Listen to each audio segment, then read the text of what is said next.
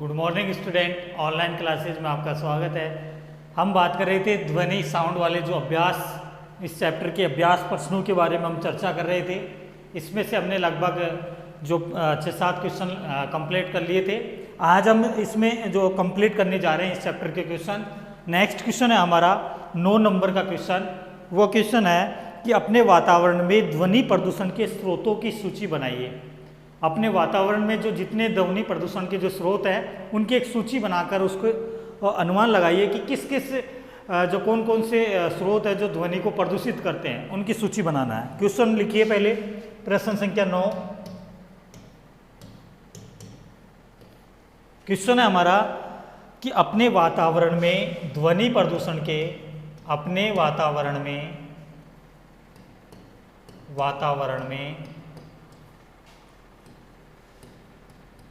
ध्वनि प्रदूषण के, वातावरण में ध्वनि प्रदूषण के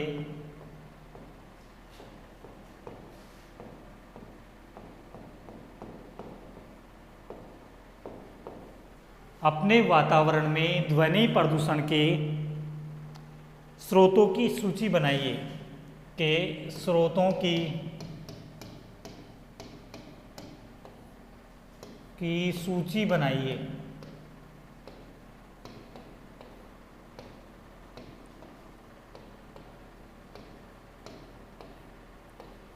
अपने वातावरण में ध्वनि के प्रदूषण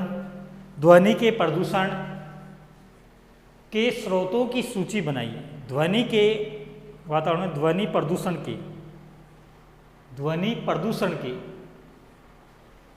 के नहीं, हटा दो इसको यहाँ से।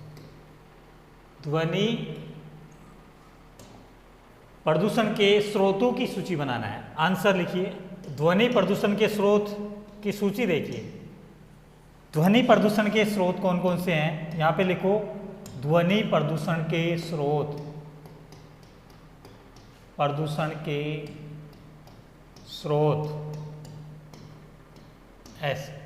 ऐसे एरो का तीर का निशान लगाकर लिखना है आपको कि ध्वनि प्रदूषण के स्रोत, वाहनों की ध्वनियाँ पहला आएगा, पहला हो जाएगा वाहनों की ध्वनियाँ, एक स्रोत तो ये हो गया। अपने जो वाहन है, ये कई वाहनों की ध्वनियाँ बहुत अधिक आवाज़, बहुत तेज़ी से निकलती है। इनकी ध्वनियाँ बहुत तेज़ी से निकलती है, बहुत तेज़ी से आवाज़ करते हैं। दूसरा है रेडियो। तीसरा है लाउड स्पीकर।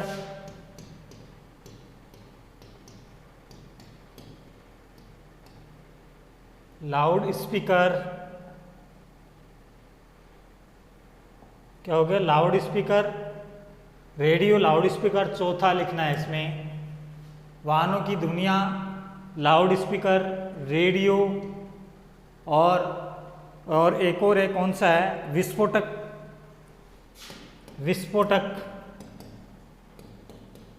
विस्फोटक में पटाखे,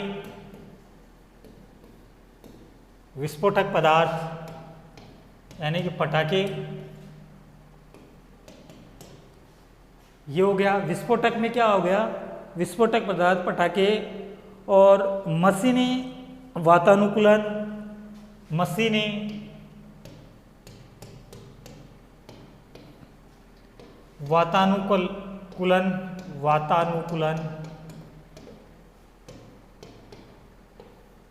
वातानुकूलन मशीनें। और कौन सा हो गया?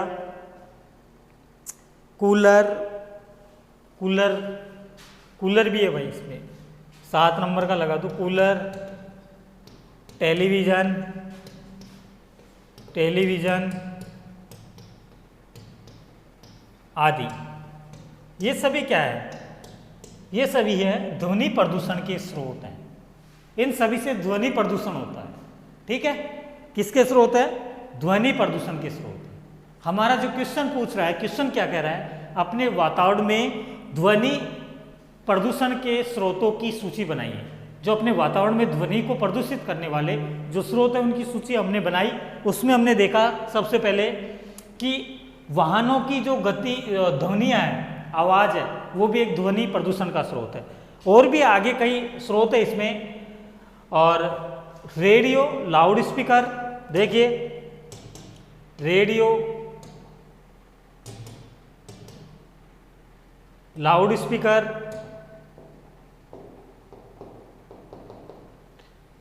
लाउड स्पीकर भी है, रेडियो है, वाहनों की ध्वनियाँ है, ठीक है। और एक कौन सा है, विस्फोटक, पटाखे या विस्फोटक जो पदार्थ है, पटाखे छोड़ते हैं हम, वातानुकूलन, कूलर, टेलीविज़न, ये सभी क्या है, ये सभी प्रदूषण के स्रोत की सूची के अंतर्गत आते हैं। ध्वनि का जो प्रदूषण फैलाते हैं एक तरीके से। ये क्या हो गया आपका क्वेश्चन का जो आंसर है कंप्लीट हो गया कि अपने वातावरण में ध्वनि प्रदूषण के स्रोतों की सूची बनाई हमने, जिसमें सूची में हमने क्या क्या देखा, वाहनों की ध्वनियाँ, रेडियो, लाउड स्पीकर, पटाखे, जो विस्फोटक पदार्थ, पटाखे, मशीनें, वातानुकूल, कूलर, टेलीविज़न आदि कई जो स्रोत हैं जो किसके हैं, ध्वनि प्रदूषण के हैं, ठीक है। नेक्स्ट क्वेश्चन की चर्चा करें। देखिए ये कंप्लीट हो गया आपका क्वेश्चन नंबर 9 है ना। क्वेश्चन नंबर 10 की बात करते हैं, प्रश्न संख्या 10 की बात करते हैं। क्वेश्चन नंबर 10 की चर्चा करते हैं हम। देखिए प्रश्न संख्या 10 क्या है। क्वेश्चन 10 है कि वर्णन कीजिए कि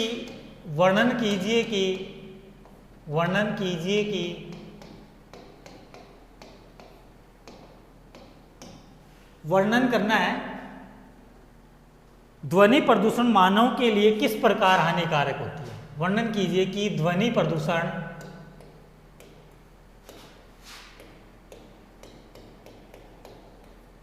मानव के लिए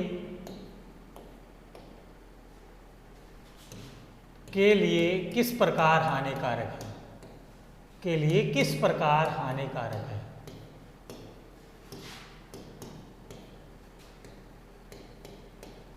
कुल मिला के है कि ध्वनि प्रदूषण की जो हानियां हैं वो लिखना है आपको, हानिकारक है ये आंसर। इसका आंसर देना हमें, आंसर इसका हो जाएगा, देखिए आंसर देना है हमें इसका। देखिए ध्वनि प्रदूषण से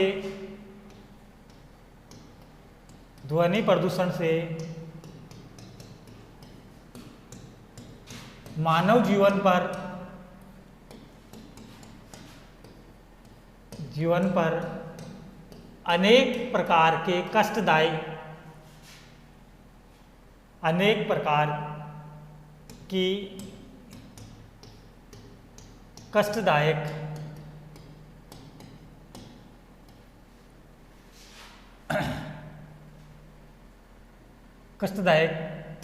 कारण बन जाते हैं। कारण मत लिखो। मानव जीवन पर अनेक प्रकार की कष्टदायक बीमारियां उत्पन्न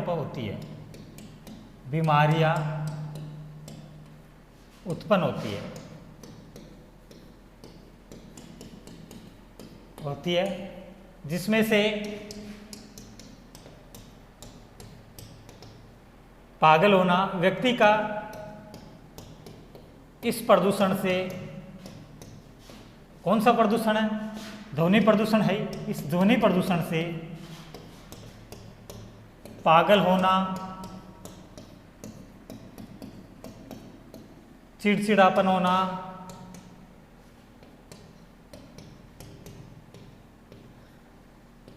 बहरा होना, सुनाई न देना, बहरा या सुनाई न देना,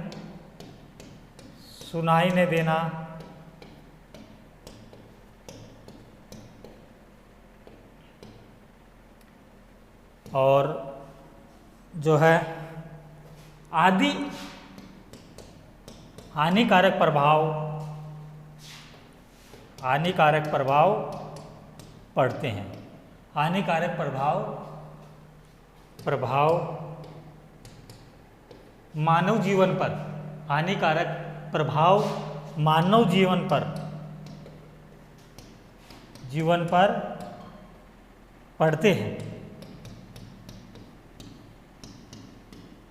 ठीक है, इसमें ये लिख सकते हैं, हमारा जो क्वेश्चन है, क्वेश्चन का वर्णन करना है कि ध्वनि प्रदूषण मानव के लिए किस प्रकार हानिकारक है। देखिए कई प्रकार की बीमारियां उत्पन्न होती है, पागल भी हो सकता है, बहरा हो सकता है और चिड़चिड़ापन हो जाता है इससे शरीर में।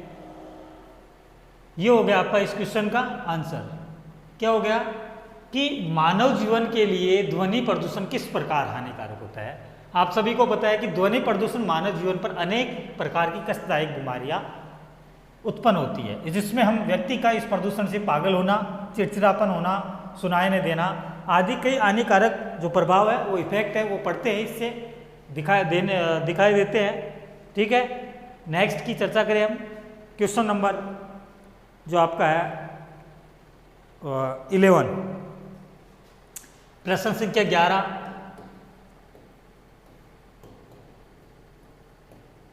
क्वेश्चन नंबर 11 की चर्चा कर रहे हैं। वो क्या है देखिए,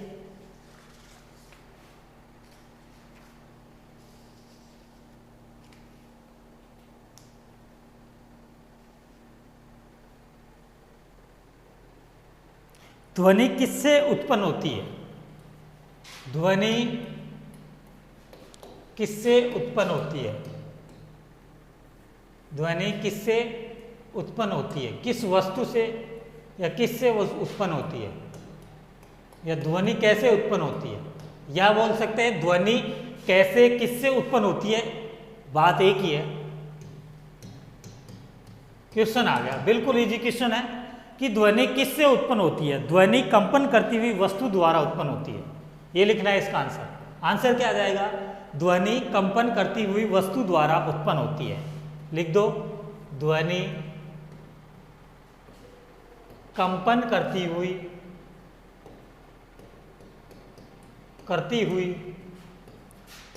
वस्तु द्वारा उत्पन्न होती है। उत्पन्न होती है। क्लियर है कि ध्वनि किससे उत्पन्न होती है। ध्वनि कंपन करती हुई वस्तु के द्वारा उत्पन्न होती है। किस वस्तु के द्वारा, कंपन करती हुई वस्तु के द्वारा क्या होती है, ध्वनि उत्पन्न होती है। ध्वनि प्रदूषण को जो है कम कैसे कर सकते हैं। स्वर्णपटय या स्वर्ण किसे कहते हैं। स्वर्ण किसे कहते हैं। नेक्स्ट क्वेश्चन, प्रश्न संख्या 12,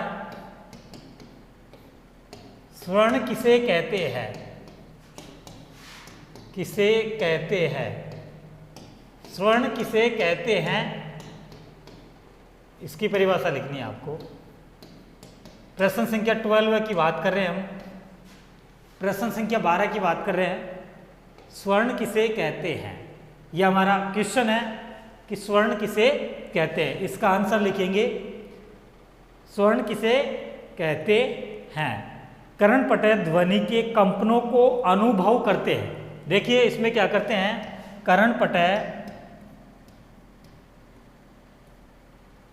कर्णपटय ध्वनि के कंपनों को क्या करते हैं, ध्वनि के कंपनों को अनुभव करते हैं। कर्णपटय ध्वनि के कंपनों को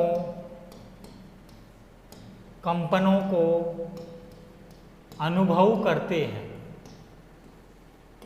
क्या करते हैं, अनुभव करते हैं। कर्णपटय ध्वनि के कंपनों को क्या कर रहे हैं, अनुभव करते हैं। यह इन संकेतों को मस्तिष्क तक भेज देते हैं। यह इन संकेतों को मस्तिष्क तक भेज देता है। मस्तिष्क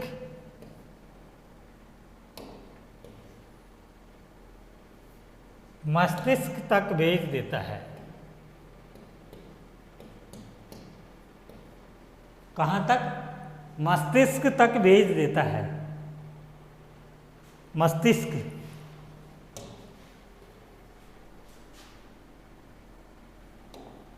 को मस्तिष्क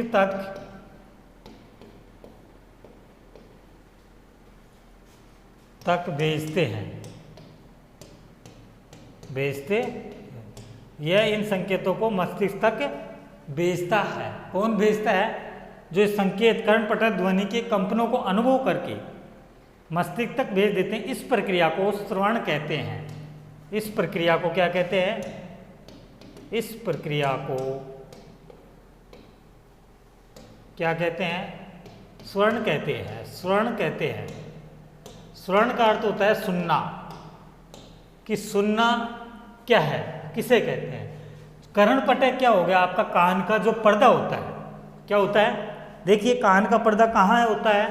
यह आपका कोई कान है, मान लीजिए ये क्या है? कान है आपका। यहाँ पर जो ये पर्दा होता है कर्णपटल यहाँ पर स्थित होता है।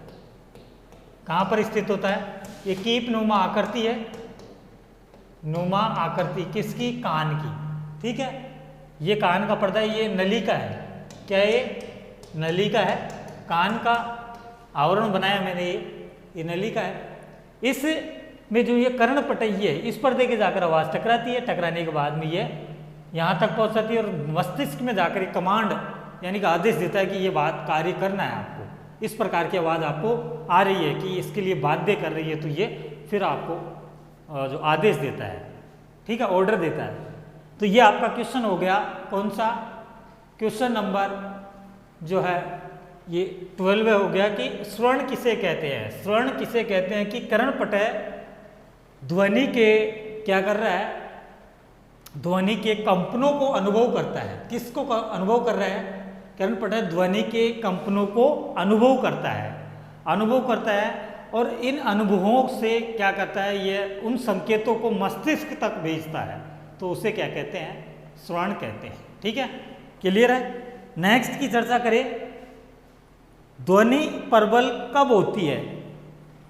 ध्वनि प्रबल कब होती है? क्वेश्चन है हमारा अगला। ध्वनि प्रबल कब होती है? नेक्स्ट 12 के बाद में आ रहा है 30। ध्वनि प्रबल कब होती है?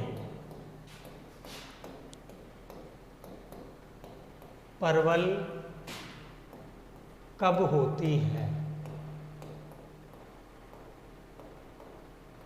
ये क्वेश्चन है। ध्वनि प्रबल कब होती है? क्वेश्चन है ध्वनि प्रबल कब होती है। देखिए क्वेश्चन, आंसर लिखना है इसका। ध्वनि प्रबल कब होती है, इसका आंसर क्या हो जाएगा? ध्वनि प्रबल, आंसर में लिखिए ध्वनि कंपन का आयाम जितना अधिक होता है, कंपन का आयाम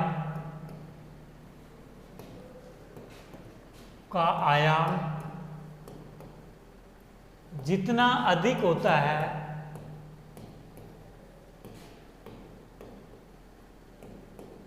अधिक होता है उतनी ही ध्वनि प्रबल होती है।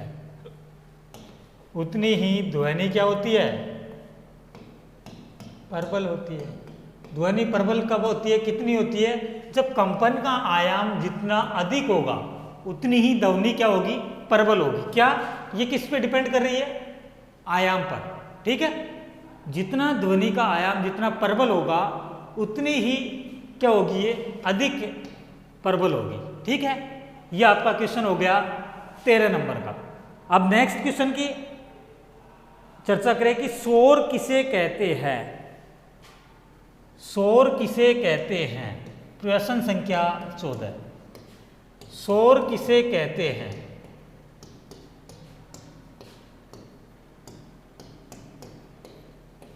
ये क्वेश्चन है। शोर की परिभाषा लिखिए, आंसर हो जाएगा इसका। देखिए आंसर क्या है? आंसर क्या होगा इसका? शोर किसे कहते हैं, इसका आंसर हो जाएगा अप्रिय ध्वनि शोर कहलाती है। अप्रिय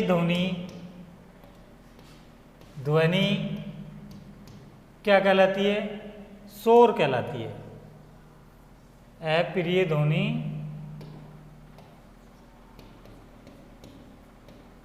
अप्रिय ध्वनि शोर कहलाती है, ध्वनि शोर कहलाती है।